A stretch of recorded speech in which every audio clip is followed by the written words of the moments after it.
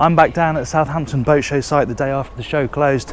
Specifically, I'm here with Sunseeker with one important job to do, and that is to get the all-new 65 Sport Yacht from here to its base in Poole. We're going to go to the Isle of Wight, pick up our photographer, and then we're going to do the full MBY sea trial and test as we get this thing here at the show where it's been for the last week, back to base at Poole Quay.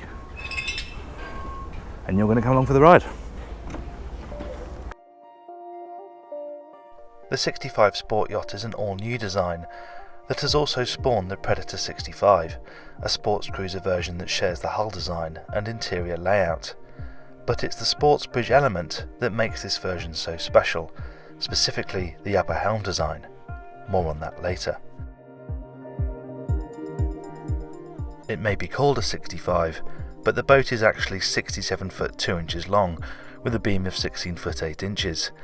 Its displacement is just shy of 38 tonnes, and engine options are both IPS, either 1350 or 1200, and the starting price is a whisker short of £2.5 million, including VAT. Our test boat, however, with the bigger engines and nearly every box on the options list ticked, came in at 3.09 million, VAT included. Those are the numbers then, and with our photographer now in tow, it was time to get behind the wheel and see what the 65 Sport Yacht could do.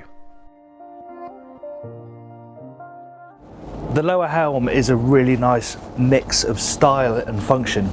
It looks really good. You've got this sort of carbon fibre inlay, you've got the nice use of wood here, really high class vents, everything looks and feels high quality, and there's a great mix of sort of MFDs as you'd expect, really nicely presented on this pod here, and then you've got these analog style dials, but they've got digital inlays so that you can present all sorts of different information through them. They're really useful in terms of their functionality, but they look great, really suit the style of the boat as well. And sat back in this seat, you may feel like you're a bit of a long way from those screens, but there is a pad down here, so you have control of the two MFDs from here in your seat. And though these seats don't bolster, there is space to stand here if you want to stand at this helm, but the best thing to do is sit down.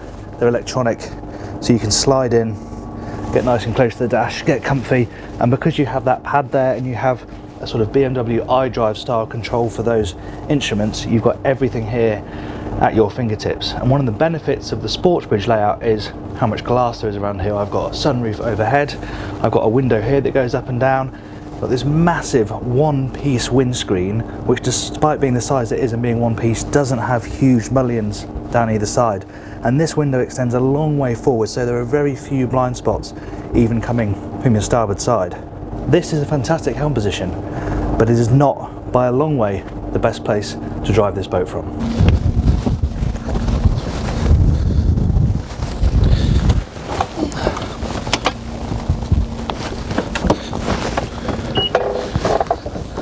This is where you want to drive this boat from. This one's got IPS 1350s, and that means you've got plenty of poke.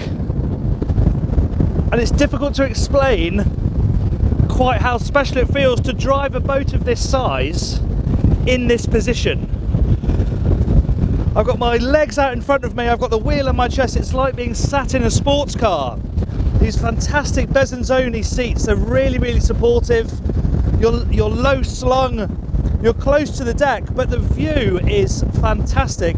I've been in this seat for 3 or 4 hours today, and not once have I felt the need to stand up.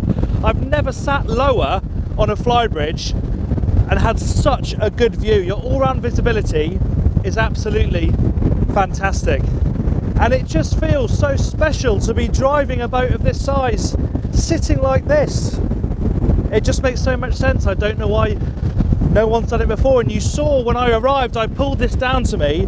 The reason this does this is not just for access to get it in and out of the seat easily. When you have it upright, it means you can stand and use the IPS joystick. So if you're close quarters manoeuvring, you can see the very front of the boat and the very back of the boat all stood up from the flybridge. It's such a clever idea.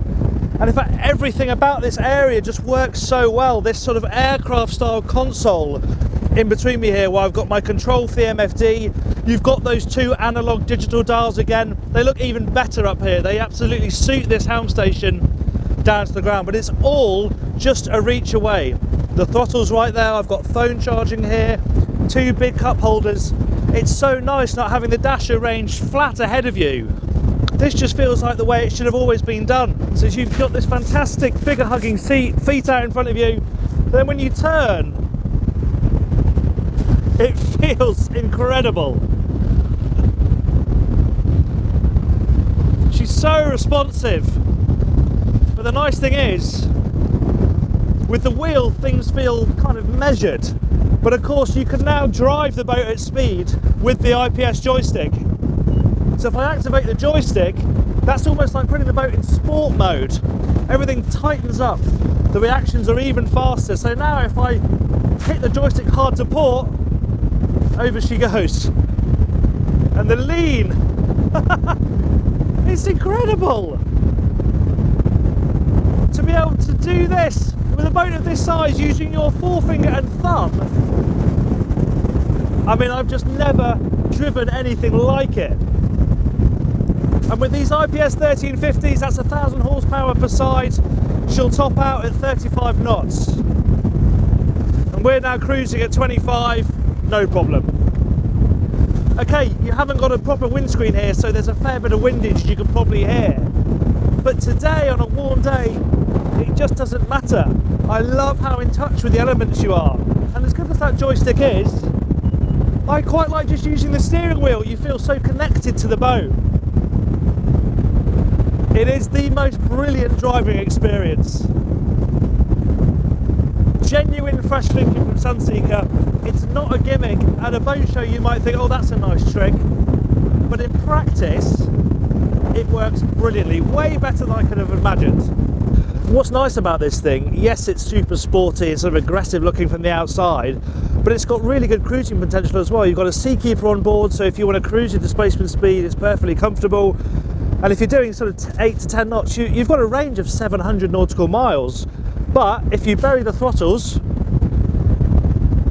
that 2,000 horsepower kicks in, and we're up at 25 knots already. That's 30 knots.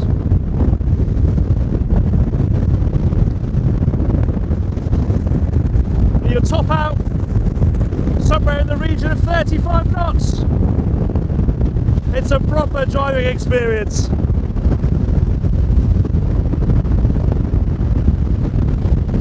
But actually, it's far more relaxing just to drop her back to 25 knots, 2,000 RPM, and that just feels like walking pace. This is the speed at which we crossed over from Southampton today, and the boat just hoovered up the journey.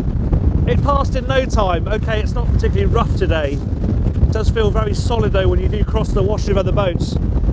But for these sort of long journeys in good weather, there are a few places I'd rather be than up here.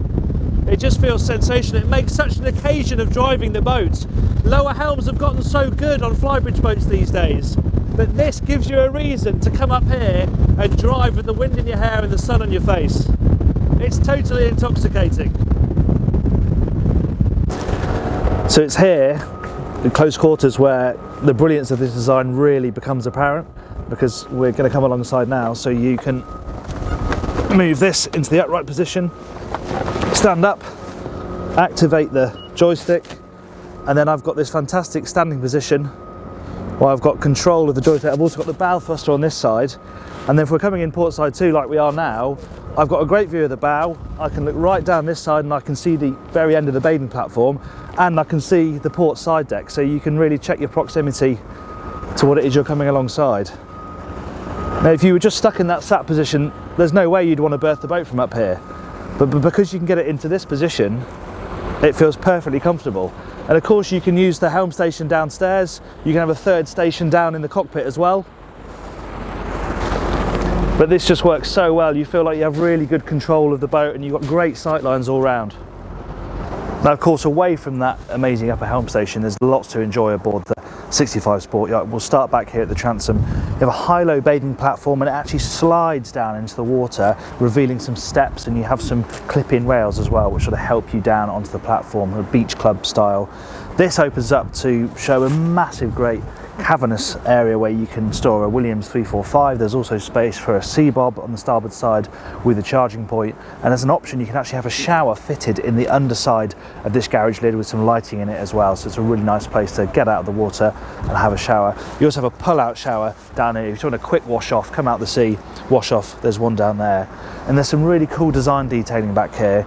These sort of C-shaped motifs here, we're going to see more and more of them. They're, so to speak, automotive exhaust style things, but we're going to see them throughout Sunseeker's range. I like the fact you've got the Sport Yacht light up badge over here. You've got them down both sides, and you've also got a light up Sunseeker emblem at the top there on the back of the hardtop, which works really nicely. And I love the way that this artificial teak sort of flows down the steps here. It's a really, really cool effect. And you have the passerelle which pops out of this little letterbox here, but it's a really inviting transom. It sort of draws you up into the cockpit, so we'll have a look up there, shall we? Now, if you were to play a drinking game where you drank every time I mentioned detailing on this boat, well, you'd probably fall off your chair by the end of the video. But there is good detail all over the place, both fanciful and also practical. Little things like the fact you've got the 65 emblem in stainless steel on top of this rope locker where you can tidy away the rope ends. These lovely new style stainless steel doors are really, really hefty, chunky, and just look at this hinge here. This is where you lift up for the tender garage. It's all really, really beautifully done. And then you're in here to the cockpit, where obviously it's dominated by this big sweep of seating. You can have some different arrangements here. You can have a Manhattan style layout where you have a couple of bar stools in front of the bar here. I personally really like this layout. I think it works really well because I love this seat here. Tucked away in this corner, you've got some protection here. Whether the boat's moving along or not, it means the wind's not going to whistle down and give you a chill. That'll be a really nice spot to sit. And of course, it's shared with a proper sun pad out the back there. This table, quite big as it is, and you've got a handhold and cup holders exposed, but obviously you flip that over. That is a lovely, lovely piece of wood, and it's twice its size. You can have a couple of directors' chairs down here as well, so you've got a bit more space for people to dine. Down here, again, this is not wasted space. It's an odd shape, it's a triangular locker, but it's a perfect place to chuck everyone's shoes when they get on board. And then I love the way the steps are sort of half integrated into this console, and then they sort of float as you get up to the flybridge. Works really nicely. And this is something that Sunseeker have been doing for a long time. You've got this drop down window here, so push this button, you can see the glass comes up, and obviously that will go all the way up there and seal that area off. But if you have it down like this, it opens up, and as I said, you can have a bar area here if you have a different layout of the seating, but again, it just opens up the galley so it can serve this area really easily. And then you have two sliding doors that go over the starboard side. Completely flat threshold here, there's nothing to step over as you walk into the saloon. You've just got some deck drains here so water can't actually get into the saloon itself. And this is a really, really lovely space. Again, detailing, stainless steel insets here, this pattern here on the top of the counter, the way that on this side the wood sort of melds into the corian, looks really, really smart. And these look and feel great. This is your refrigeration. You haven't got domestic size fridge freezer on this boat, but you have got twin fridges here. You've also got more refrigeration downstairs on this boat, which we'll have a bit of a look at later on. And then you're into the heart of the galley here, and it works really well. If you can use it at sea, you can wedge yourself in. And I said, you know, it's fanciful, it's also practical. You've got proper fiddled storage for everything here, including your teapot and your salt and pepper shakers. A bit more on this side. You've got proper storage here for cutlery, all in its own slots. And on this side, these pop-out cupboards, you've got all the boat's glassware, Miele cooking, induction hob, and this is a nice touch. Where are the sockets in this area? They're hidden. Little pop-up area there, you've got a pair of sockets, and then you can hide them away if you're not using them. Really smart stuff. And this saloon, well, the glass looks amazing from the outside. The effect on the inside is absolutely wonderful. And again, detail. This handhold just sort of springs out of this area here. Again, this is a handhold. It's subtle, but it works really, really nicely. And this is just a big sociable heart of the inside of the boat where you can really get the best of these massive, great windows. And just look how far these windows next to the helm stretch forward. And of course, you've also got sunroof overhead. So the natural light in here is really, really impressive. Table goes up and down automatically, so you can make it into a coffee table if you want. But if you want to dine, this is a great mechanism. It opens up like that, and then it just slides across That's it. No pulling out leaves, anything like that. It's a really, really simple table to make bigger and smaller. All can be done with one hand. Love that. Really, really cool. But one thing to point out down here is that you have full control of all the boat systems from the CMate screen. So everything, lighting, tanks, generator, shore power, bilge pumps, it's all shown through that screen there, all in one place, all under your fingertips. It's a really slick interface as well. Works really nicely. When you bear in mind that this is a full production boat, there's an impressive amount of customization you can make to this lower deck layout. And we talk about this particular boat, this is a 3-cabin layout. Here you've got a twin cabin which has got access to its own ensuite, and then forward you have the VIP, which we'll go and have a closer look at. Master suite is amidships, and here on the port hand side you have a day heads, which is quite a sort of luxurious touch considering every single cabin has got its own bathroom. The fact you've got a dedicated day head with just a loo for guests to use in the day is quite a nice added touch. But really the variety comes for the master cabin. You can probably best see what I'm talking about coming in from this angle. So at the moment this is like the extended galley. You've got ice maker down here, wine fridge, bit more storage. Over here you've got access to your washer dryer.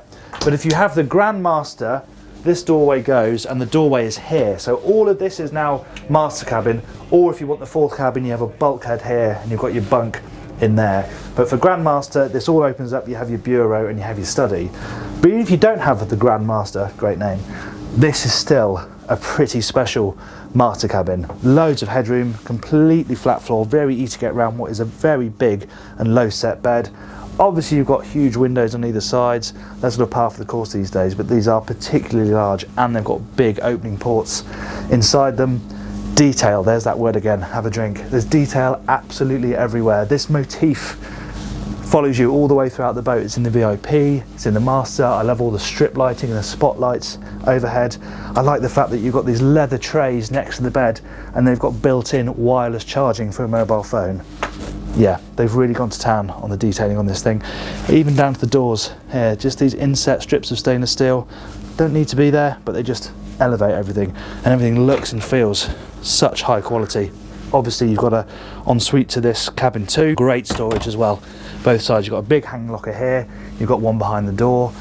And over on this side, this has got a breakfast dinette on this boat, but you could have more storage that mirrors this side on that side if you'd prefer. Right forward you have the VIP cabin. Now this stays as is no matter what you do with the rest of the layout. It's a really good space, headroom plentiful, nice big bed that's got the gradual steps up so it's easy to get in and out. And this has got the same wireless charging built into the trays either side as the master cabin. In fact, obviously finished to exactly the same standard, and there's that motif again, follows you all the way through the boat. There's some nice storage down either side, lined with stainless steel, and there are proper plugs as well. If you haven't got a phone that can charge wirelessly, then there's space to plug in cable chargers down there. Big television in here as well for a VIP cabin. There's a little bureau down here, somewhere to get ready, do makeup, and you've got more storage. Big hanging locker on this side, and of course this cabin has its own ensuite. Really comfortable guest cabin this. And the crew cabin on this boat is optional, but most seem to be selected with it, and this is access. You can get in like this if you wish. However, the functionality of this ladder means that you can pop these pins and this lifts right up and out the way. And not only does that make access to the crew cabin better, but it means if you've got kids on board, you can put the ladder up and then they can't get up to the top deck. There is a hatch up there, a proper door, but that's just an extra bit of functionality of that ladder, which is really nice. And that means that you've got completely unencumbered access down this ladder into the crew cabin.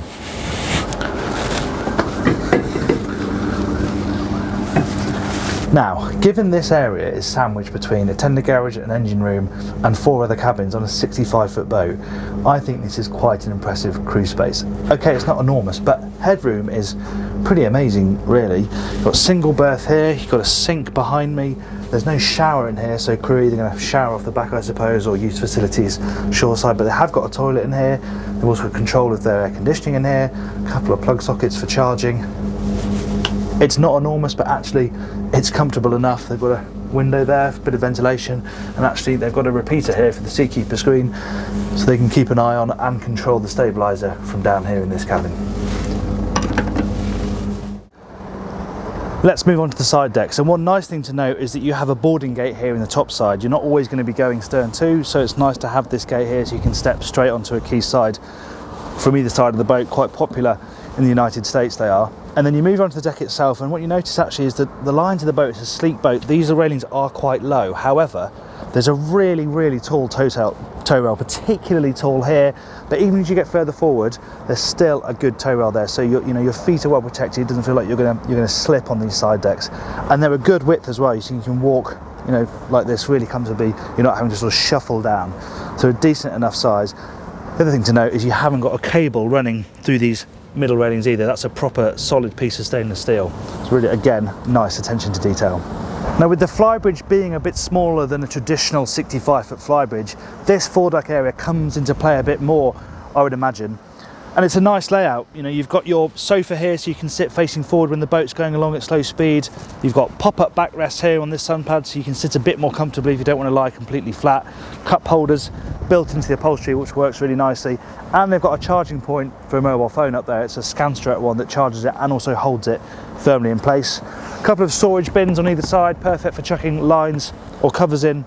And one interesting detail is that you have this one piece of moulding, this black moulding here, runs all the way down the side of the boat right to the stern. It's really, really impressive bit of engineering. However, it does mean that you have to step over it to get into this Portuguese bridge area. Other manufacturers may either leave a gap or have a gate. Sunseeker haven't done that because clearly they want that nice clean line from bow to stern, which it does provide, but it's just something to note. You do have to step over into this area if you want to get from deck to deck.